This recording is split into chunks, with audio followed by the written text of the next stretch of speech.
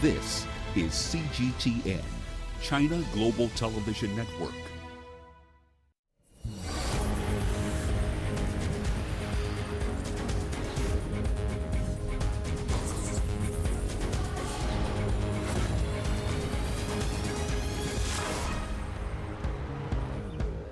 With sporting activity grounded in many parts of the world, Africa has not been left behind in the global rise of esports as avid fans turn to video consoles to keep them occupied during the COVID-19 lockdown.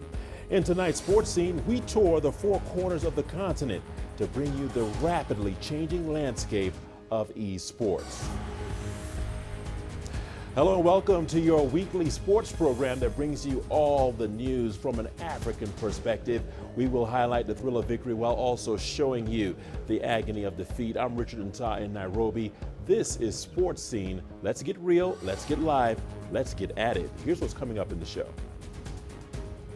Our business anchor, Raman Yang, breaks down the facts and figures of global esports.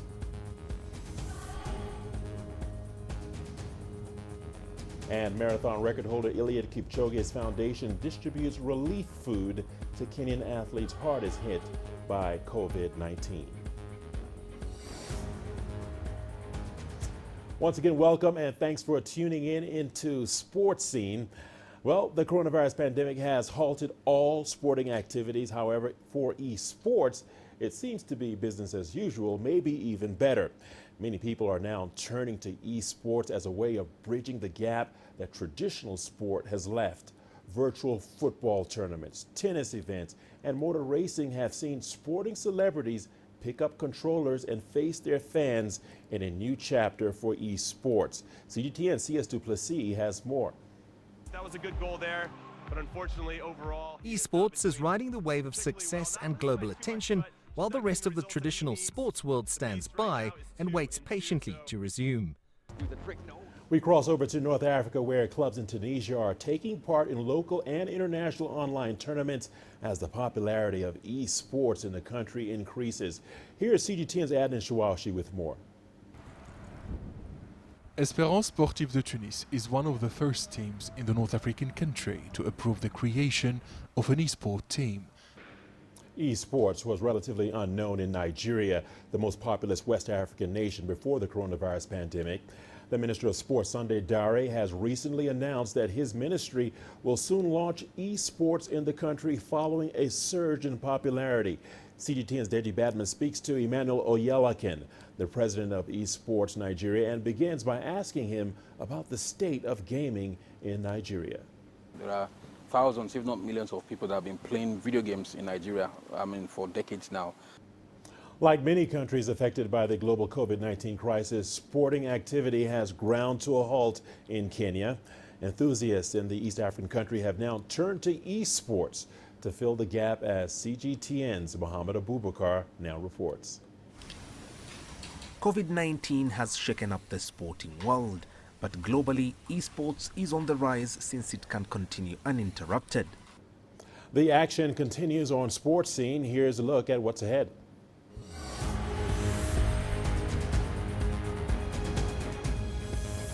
Our business anchor, Raman Yang, breaks down the facts and figures on the impact of esports on global economy.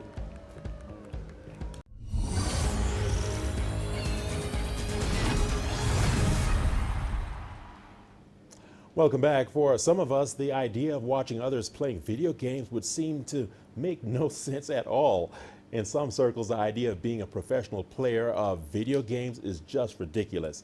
But as CGTN's Raman Yang now explains, not only are both of those fast-growing and lucrative occupations, they're also at the heart of a multi-billion-dollar business.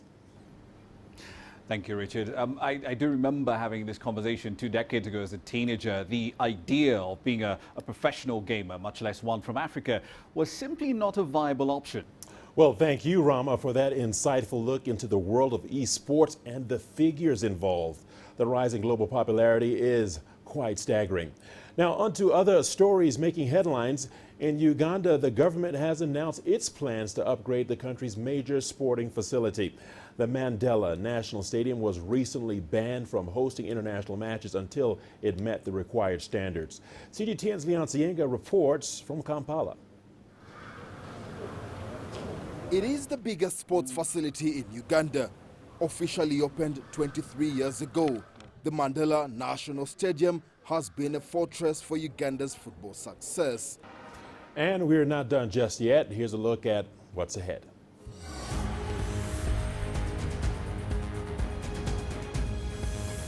Marathon record holder Eliud Kipchoge's foundation distributes relief food to Kenyan athletes hardest hit by COVID-19.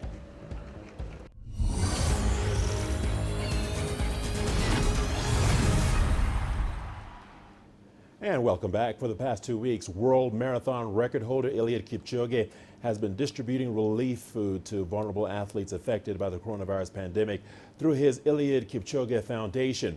The initiative is aimed at aiding runners who have lost income due to races canceled over the COVID-19 crisis. The Rio 2016 Olympic gold winner is distributing food donated by the ministry and well-wishers and has so far reached over 100 runners. Aspiring female distance runner Vivian Kiplagat is one of the beneficiaries. The situation is not good. You know, they are mostly affected. They are not having their jobs. They are not having monthly salaries. But what you notice that they rely fully on the races abroad, and everywhere is locked. So they are really on hard times, and that's why we give a thought and say, let us just call upon the corporates, the individuals. Then we partner together and we can help where we can. It's not easy. Life is so difficult. In my case, I have to pay rent and there is nothing I'm depending on. I was relying on small races. Because of this pandemic, we have no choice but to do individual training in small groups because big groups are not allowed. Well, Olympic athletes from around the world have put their dreams on hold for the time being after the Tokyo 2020 Games were postponed to next year. CGTN's Julie Shire caught up with Caitlin Rooskrantz, the first South African gymnast to qualify for the Games in over a decade, and prepared this report. South African gymnast Caitlin Rooskrantz made history last year when her bar routine won gold at the World Challenge Cup. A remarkable story there. Well, as Tanzania inches towards resuming sporting activity, the COVID-19 lockdown caused uncertainty and anxiety among athletes in the country. CGT and Daniel Kijo tracked a basketball team in Dar es Salaam to find out how they have been faring during this period. Linda Mushi says she's not afraid of competition. Well, that's it for this edition of Sports Scene. Remember, you can send us your feedback to the contacts on the screen and follow us on digital media platforms. For the team, I'm Richard Surlata saying thank you so much for watching, and we'll be right back here, same time next week. Till then, take care.